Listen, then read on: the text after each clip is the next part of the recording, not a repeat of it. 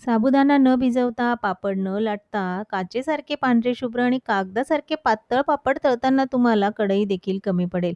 5 पट फुलणारे, खमंग खुसखुशीत असे उपवासाचे साबुदाणा बटाट्याचे पापड बनवण्याची ही सगळ्यात सोपी आणि वेगळी पद्धत.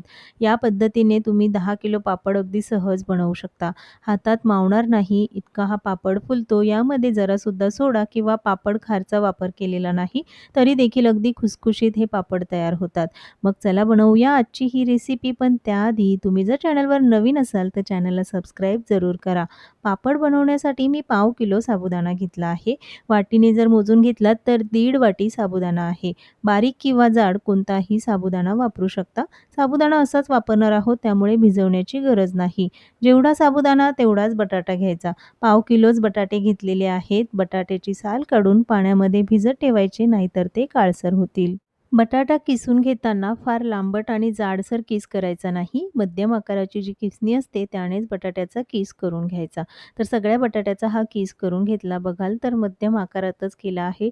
आधी 2 ते 3 वेळा पाण्याने स्वच्छ धुवून घेतला आणि सगळ्यात शेवटी परत एकदा भरपूर पाणी घ्यायचं. त्यामध्ये हा किस भिजत ठेवायचा. बटाट्यामध्ये स्टार्च जास्त असतं आणि त्यामुळेच पापड काळसर होतात. आधी स्वच्छ धुवून घेतला, त्यानंतर बटाट्याचा किस पाण्यामध्ये भिजत ठेवायचा. तोपर्यंत मिक्सरच्या भांड्यामध्ये साबुदाणा घालून अगदी बारीक दळून घ्यायचा आहे. तुम्ही म्हणाल साबुदाणा भाजून घेतलेला नाही, तर मी साबुदाणा उन्हात सुकवला त्यामुळे भाजून घेतला नाही. पण जर तुमच्याकडे ऊन येत नसेल तर 5 मिनिटं मध्यम आचेवर साबुदाणा चांगला भाजून घ्यायचा. थंड करून घेतला की मग मिक्सरवरनं फिरवून घ्या. दळलेला साबुदाणा बारीक चाळणीने चाळून घ्यायचा आहे, म्हणजे एकदम बारीक साबुदाण्याचं पीठ तयार होईल. सगळा साबुदाणा अशाच पद्धतीने दळून घेतला. पण जर तुम्हाला एवढी मोठी प्रोसेस करायची नसेल तर रेडीमेड साबुदाण्याचं पीठसुद्धा वापरू शकता. साबुदाणा दळून आणि चाळून घेतलं. साबुदाण्याचं हे जे पीठ तयार झालं त्यामध्ये लगेचच बटाट्याचा किस घालून घ्यायचा आहे. त्यातलं सगळं पाणी काढून फक्त बटाट्याचा किस यामध्ये घालायचा. चवीनुसार मीठ घातलं, म्हणजे अर्धा चमचा मीठ घालून घेतलं. तुम्हाला आवडत असेल तर यामध्ये तुम्ही जिरे किंवा लाल तिखट आणि हिरवी मिरचीची पेस्टसुद्धा वापरू शकता. मी अगदी साधे हे उपवासाचे पापड बनवलेले आहेत. तुम्हाला आवडत असेल तर हे सगळे पदार्थ तुम्ही यामध्ये घालू शकता. आता लगेचच हे व्यवस्थित मिक्स करायचं. लगेचच त्यामध्ये पाणी घालायचं नाही. बटाट्याचा जो ओलसरपणा असतो त्यामध्ये व्यवस्थित भिजवून घेतलं. वाटलं की कोरडं आहे तर इथे पाणी वापरायचं. मी अर्धी वाटी पाणी घेतलं. संपूर्ण पाणी यामध्ये घालून हे व्यवस्थित भिजवून घेतलं आहे. खूप कोरडं जर पीठ असेल तर ते व्यवस्थित शिजणार नाही, म्हणून त्यामध्ये पाणी घालायचं. अर्धी वाटी पाणी पुरेसं आहे. पण जर तुम्हाला वाटलं की फार कोरडं आहे तर तुम्ही अजून पाणी यामध्ये घालू शकता. पीठ थोडंसं ओलसर हवं. हे पीठ भिजवून झालं की लगेचच शिजवून घ्यायचं. त्यासाठी कुकरचा वापर करायचा. त्यामुळे वेळ वाचेल आणि काम अगदी सोपं होईल. कुकरचा डब्बा घेतला, त्यामध्ये हे पीठ घालून घेतलं आहे. पिठाची कन्सिस्टन्सी बघा, थोडीशी मऊ आहे, फार जास्त घट्टसर ठेवायची नाही. जर तुमच्याकडे कुकरचा डब्बा नसेल तर पातेलं वापरू शकता. कुकरमध्ये 1.5 ग्लास पाणी गरम होण्यासाठी ठेवलं होतं. पाणी चांगलं गरम झालं की लगेचच त्यामध्ये डब्बा ठेवायचा. लगेचच त्यावर झाकणसुद्धा ठेवायचं, नाहीतर वाफेचं पाणी पिठामध्ये जमा होईल आणि पीठ पातळ होईल. आता कुकरला झाकण लावून मध्यम आचेवर कुकरच्या 5 शिट्ट्या काढायच्या आहेत. 5 शिट्ट्यांमध्ये पीठ व्यवस्थित शिजलं जातं, कारण आपण साबुदाणा आणि बटाटा कच्चाच वापरला. तर 5 शिट्ट्या झाल्यानंतर गॅस बंद करायचा. वाफ पूर्ण निघाली की लगेचच कुकरचं झाकण काढायचं आणि बघाल तर अगदी व्यवस्थित हे पीठ शिजलं आहे. एकदम काचेसारखं पांढरं शुभ्र आपलं पीठ तयार होतं. कमी वेळेमध्ये अगदी झटपट आणि साधी सोपी रेसिपी. पीठ गरम असतानाच व्यवस्थित मिक्स करून घ्यायचं. पीठ गरम आहे तोपर्यंतच ते व्यवस्थित मिक्स करून घ्यायचं. त्यामध्ये जरासुद्धा गुठळ्या राहता कामा नये. जर पिठामध्ये गुठळ्या राहिल्या आणि पापड बनवले तर सुकल्यानंतर ते चिरतील. म्हणून एकसारखं हे पीठ चांगलं मिक्स करून घेतलं 1 ते 2 मिनिटासाठी. पिठाची कन्सिस्टन्सी बघा पातळसर झाली आहे. त्यामुळे आधीच त्यामध्ये जास्त पाणी घालायचं नाही. आता जराही वेळ वाया न घालवता लगेचच पापड बनवायचे, तर पापड न लाटता बनवणार आहोत.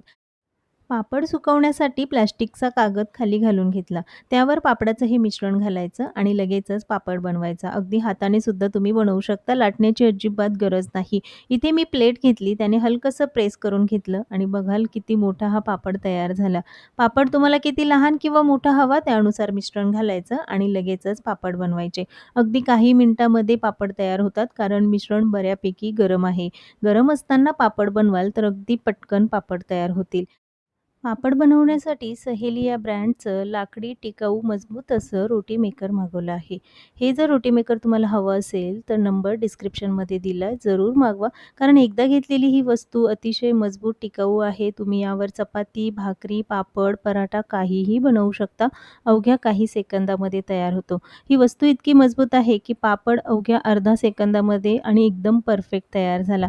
अजिबात जास्तीचा प्रेस करण्याची गरज पडत नाही. बघाल तर अगदी परफेक्ट पापड तयार होतात, ते सुद्धा अगदी कागदासारखे पातळ. आजची ही पापड बनवण्याची सगळ्यात सोपी रेसिपी. या पद्धतीने तुम्ही 10 किलो पापडसुद्धा सहज बनवू शकता.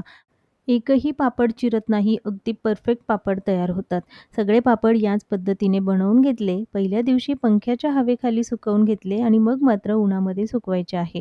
पण जर तुमच्याकडे ऊन येत नसेल, तर पंख्याच्या हवेखाली सावलीतसुद्धा पापड सुकवू शकता. फक्त थोडा जास्त वेळ लागतो. अशाच पद्धतीने हे पापड अगदी कडकडीत सुकवून घेतले आणि बघाल तर परफेक्ट असे पापड तयार झाले. लगेचच तळूनही बघूया. तेल छान कडकडीत गरम करून घ्यायचं आणि मग पापड तळायचे. थंड किंवा कोमट तेलामध्ये पापड तळाल तर ते व्यवस्थित फुलत नाही. बघाल तर 5 पट फुललेला पांढरा शुभ्र असा हा साबुदाणा बटाट्याचा पापड.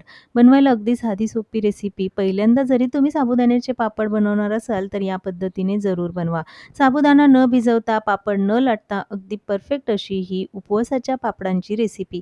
खमंग खुसखुशीत असे उपवासाचे पापड. जे बनवायला अगदी सोपे आहे. हातात मावणार नाही इतपत हा पापड फुलतो आणि खायलाही तितकाच चविष्ट आहे. तुम्हाला जर यामध्ये मसाला वापरायचा असेल तर चव अजूनच छान लागेल. तर तयार आहे खमंग खुसखुशीत असे उपवासाचे साबुदाणा बटाट्याचे पापड. आजची ही रेसिपी तुम्हाला कशी वाटली कमेंट्समध्ये जरूर सांगा. अशाच नवनवीन रेसिपी बघण्यासाठी चॅनलला सबस्क्राईब, लाईक आणि शेअर मात्र जरूर करा. पुन्हा भेटूया एका नवीन रेसिपीसोबत.